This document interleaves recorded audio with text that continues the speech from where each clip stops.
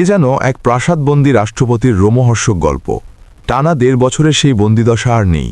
আর সেই স্বস্তিতেই রুদ্ধকালের ঘটনাপঞ্জি প্রাণ খুলে তুলে ধরলেন রাষ্ট্রপ্রধান মোহাম্মদ শাহাবুদ্দিন।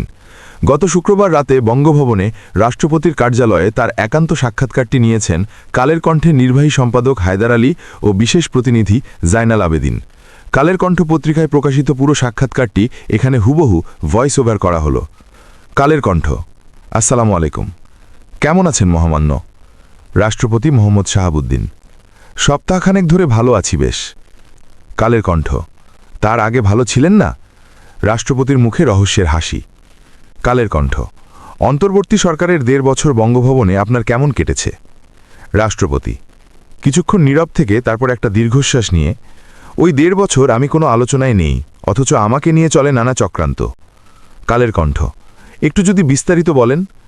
রাষ্ট্রপতি: দেশের শান্তি শৃঙ্খলা চিরতরে ধ্বংস করার এবং সাংবিধানিক শূন্যতা সৃষ্টি করার অনেক পায়রা হয়েছে।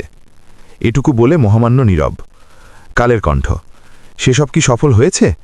রাষ্ট্রপতি: আমি দৃঢ়চিত্তে আমার সিদ্ধান্তে অবিচল ছিলাম, যে কারণে কোনো ষড়যন্ত্রই সফল হয়নি। বিশেষ করে অসাংবিধানিক উপায়ে রাষ্ট্রপতিকে উপড়ে ফেলার অসংখ্য ছক ব্যর্থ হয়েছে।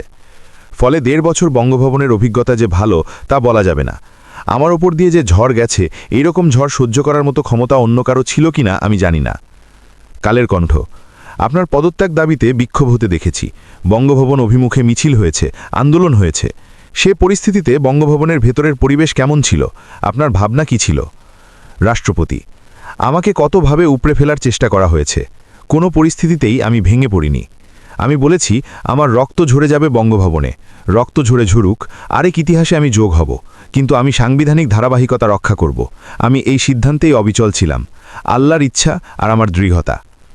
কালের কণ্ঠ: কে বা কাদের নেতৃত্বে ওই আন্দোলন হয়েছিল? কেনই বা আপনার প্রতি এত আক্রোশ ছিল তাদের?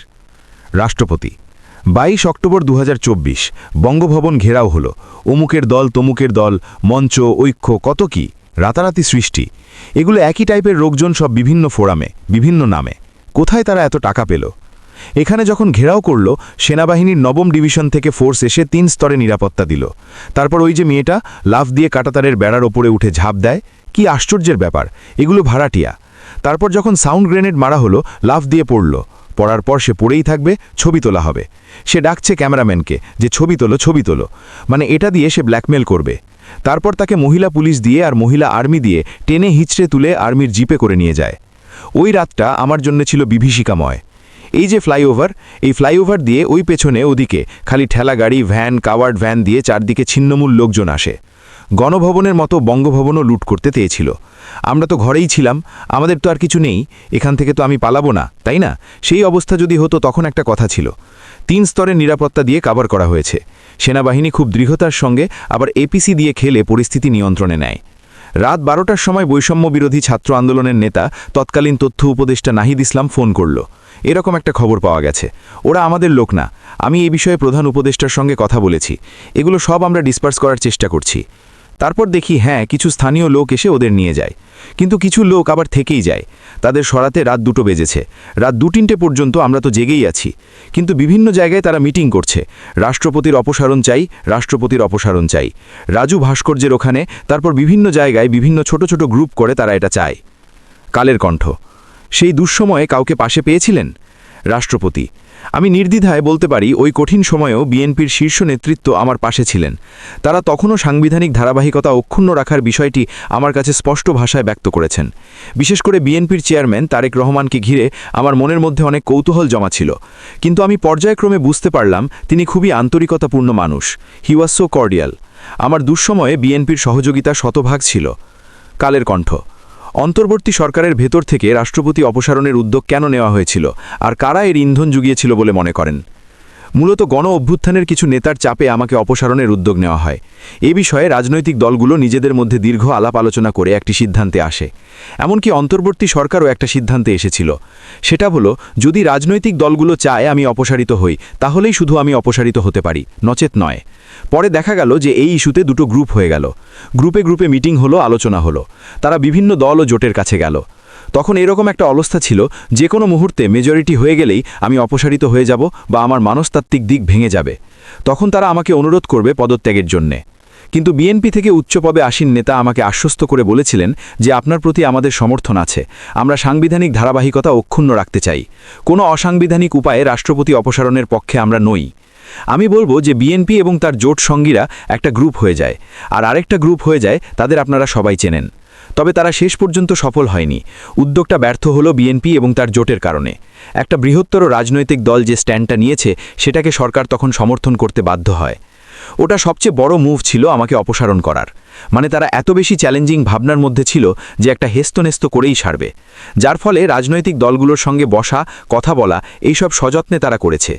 এই আলাপটাকে তারা ইতিবাচক দিকে নিয়ে যেতে পারবে সেই বিশ্বাসটা তাদের মধ্যে ছিল, যার ফলে তারা বিভিন্নভাবে প্রতিদিন টাইম দিয়ে সময় করে বিভিন্ন দলের কাছে যাওয়া, তাদের সঙ্গে কথা বলা, বের হয়ে এসে সাংবাদিকদের ফেস করা, এই সব কাজই কিন্তু হয়ে গেছে এর মধ্যে। আমিও অত্যন্ত উদ্বিগ্নভাবে লক্ষ্য করছি, দেখা যাক না কি হয়। একসময় দেখা গেল যে আপনি এটা নীরব হয়ে গেল, আর এগোতে পারল না। তাতে বোঝা গেল যে এটা হবে না। কালের কণ্ঠ। এরপর নতুন করে আর কোনো উদ্যোগ ছিল আপনার বিষয়ে? হ্যাঁ, বলতে গেলে শেষ সময় পর্যন্ত তারা চেষ্টা করে গেছে কিভাবে আমাকে উপড়ে ফেলা যায়। রাজনৈতিক পর্যায় থেকে ওই উদ্যোগটা ব্যর্থ হলে খোদ অন্তর্বর্তী সরকারের পক্ষ থেকেই নতুন করে এই বিষয়ে পদক্ষেপ নেওয়া হয়। আজকে বলতে দ্বিধা নেই যে একটা অসাংবিধানিক উপায়ে একজন সাবেক বিচারপতিকে নিয়ে এসে আমার জায়গায় বসানোর চক্রান্ত করেছে অন্তর্বর্তী সরকার। এই মুভটা হয়েছে। আমি বিষয়টি জেনেছি। সরকারের পক্ষ থেকে একজন উপদেষ্টা ওই বিচারপতির শরণাপন্ন হয়েছিলেন। তারা ঘণ্টাব্যাপী মিটিং করেন, তবে ওই বিচারপতি রাজি হননি।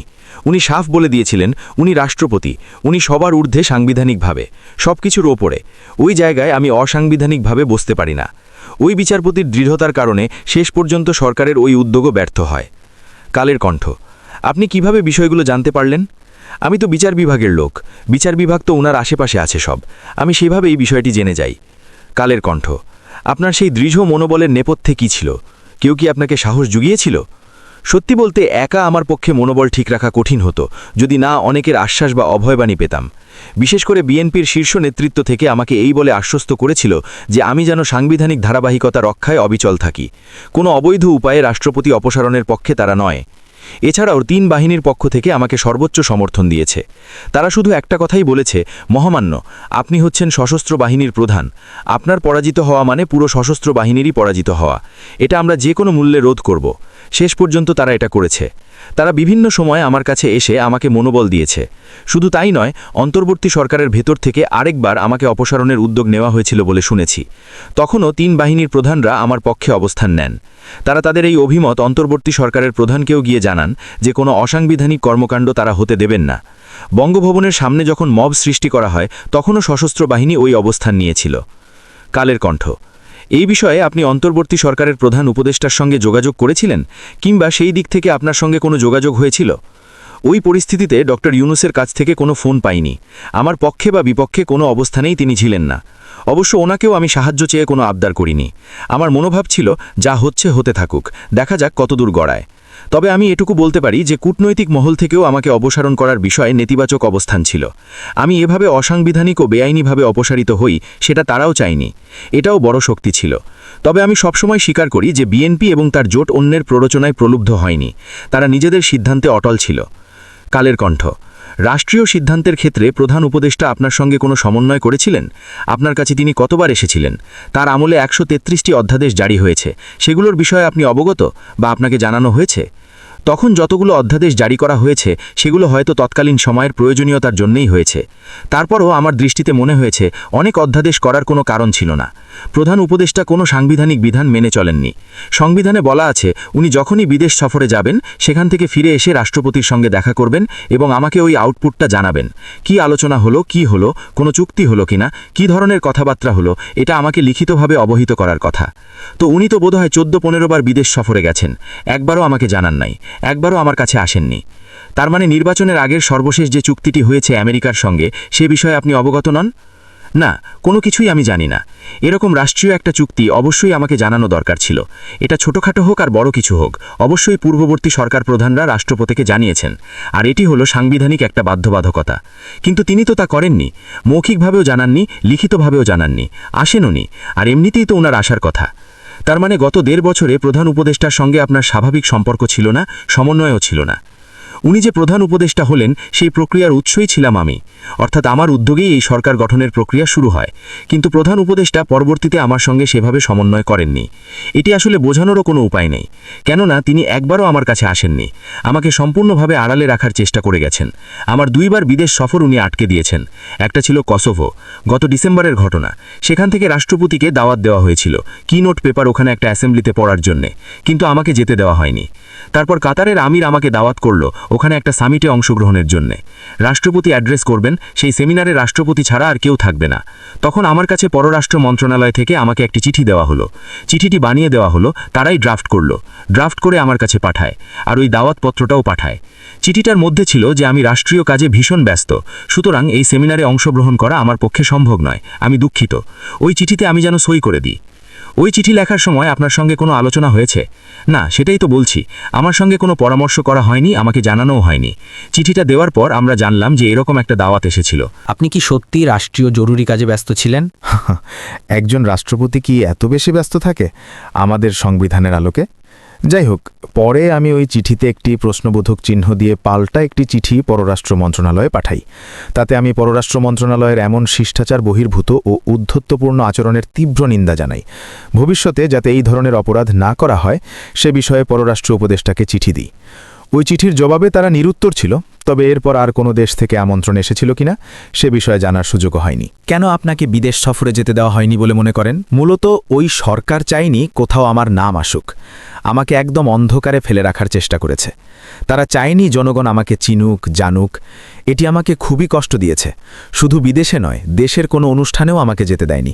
বিশেষ করে বিশ্ববিদ্যালয়গুলোতে সমাবর্তন অনুষ্ঠানে রীতি অনুযায়ী রাষ্ট্রপতির যাওয়ার কথা, সেটিও তারা আটকে দেয়। তারপর দেখেন আরেকটি ঘটনা, আমাকে অপমান করার জন্য একদিন হঠাৎ করে কোনো একজন উপদেষ্টা বিদেশ ভ্রমণে গেছেন। সেখানে বাংলাদেশ হাইকমিশনে আমার ছবিটা লাগানো আছে। সারা বিশ্বে বাংলাদেশের কনসুলেট থেকে শুরু করে হাইকমিশন সব জায়গায় রাষ্ট্রপতির ছবি থাকে, কারণ স্টেটকে রিপ্রেজেন্ট করে রাষ্ট্রপতি। এটা বছরের পর বছর ধরে চলে আসছে। কোনো একজন উপদেষ্টা তিনি বিদেশে গিয়ে আমার ছবিটা দেখেছেন, দেখে ওখানেই কনসুলেটের প্রধানকে গালিগালাজ করেছেন, এই ছবি এভাবে থাকবে কেন? তারপর এক রাতের মধ্যে সারা পৃথিবীর সব হাইকমিশন থেকে আমার ছবি নামিয়ে দেওয়া হলো। দীর্ঘদিনের একটা রেওয়াজ রাতারাতি শেষ করে দেওয়া হলো। ওই ঘটনাটি গণমাধ্যমে এলে আমি জানতে পারি। তখন আমার মনে হয়েছে যে এটি বোধহয় আমাকে অপসারণের প্রথম ধাপ, সুতরাং পরবর্তী ধাপে হয়তো আমাকে সরিয়ে দেবে। এজন্য আমাকে প্রস্তুত থাকতে হবে। এছাড়া জনগণের মধ্যেও তো একটা বিরূপ বার্তা যায় যে ওনাকে রাখা হচ্ছে না। এ ধরনের কাজও হয়েছে, তাও তো সহ্য করে দৃঢ়তার সঙ্গে আমি থেকেছি শুধু সাংবিধানিক ধারাবাহিকতা বজায় রাখার জন্য। ওই ঘটনায় কোনো প্রতিবাদ করেননি। আমি পররাষ্ট্র উপদেষ্টা বরাবর একটি চিঠি দিয়েছিলাম, আমার মনের ক্ষোভ সেই চিঠির মধ্যে বর্ণনা করেছি। তো ওই চিঠি পেয়ে পররাষ্ট্র উপদেষ্টা একটু চুপচাপ। সাংবাদিকরা প্রশ্ন করলে বলছে এটা অনেক বড় বিষয়, আমি এ বিষয়ে আর কথা বলতে চাই না। নীরব ছিল। আর কোনো ঘটনার কথা বলবেন? একবার ঢাকা রিপোর্টার্স ইউনিটির নির্বাচনে জেতার পর পুরো কমিটির সদস্যরা আমার সঙ্গে সৌজন্য সাক্ষাৎ করতে এলেন। আমি সাংবাদিক বান্ধব মানুষ হিসেবে তাদের সঙ্গে দেখা করি।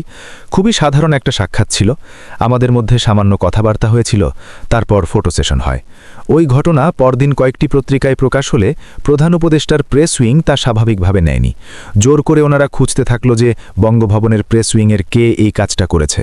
আসলে প্রেস উইংয়ের কেউ তো এই কাজ করেনি। আমি নিজেই সাংবাদিকদের চিঠি পেয়ে তাদের আসতে বলেছিলাম, কিন্তু তারা অত্যন্ত নির্লজ্জভাবে 3টা মানুষকে এখান থেকে অপসারণ করে নিয়ে গেল। Press secretary, deputy press secretary এবং অ্যাসিস্ট্যান্ট প্রেস সেক্রেটারি, 3 জনকেই নিয়ে গেল। পুরো উইংটাই প্রত্যাহার করে নিয়ে গেল। আপনার এখন কোনো প্রেস উইং নেই? না, 3 জনকেই নিয়ে গেছে। এমনকি 2 জন ফটোগ্রাফার ছিল যারা 30 বছর এখানে কাজ করছিল ফটোগ্রাফার হিসেবে, তাদেরও প্রত্যাহার করে নিয়ে গেল। প্রেস উইং একদম নীল করে দিল। আমরা এখান থেকে কোনো প্রেস রিলিজ দিতে পারি না। বাংলাদেশের ক্রিকেট টিম কোথাও জিতলে অভিনন্দন জানিয়ে যে একটা প্রেস রিলিজ দেব, সেটাও পারি না। একদম প্রতিবন্ধী করে দিল। আমি রাষ্ট্রপতি হয়ে নিজে ক্যাবিনেট সেক্রেটারিকে বারবার ফোন করেছি, প্রিন্সিপাল সেক্রেটারিকে ফোন করেছি, এস্টাবলিশমেন্ট সেক্রেটারিকে ফোন করেছি, কেউই পাত্তা দেয়নি। এসব করা হয়েছে বাংলাদেশের জনগণের কাছে আমার এক্সপোজারটা বন্ধ করার জন্য। এই যে দেশের বিভিন্ন জাতীয় গুরুত্বপূর্ণ দিবসগুলোতে রাষ্ট্রীয় ক্রোড়পত্র প্রকাশিত হয়, সেখানে রাষ্ট্রপতির ছবি ও বাণী দেওয়া বন্ধ করে দেয় অন্তর্বর্তী সরকার। ক্রোড়পত্র ঠিকই প্রকাশিত হয়, তাতে আমার বাণী দেয় না। আপনারা খোঁজ নিয়ে দেখেন গত 1.5 বছরে আমার কোনো বাণী গেছে কিনা। আগামীকালই ইনশাল্লাহ 21শে ফেব্রুয়ারিতে হয়তো আমার বাণী আসবে।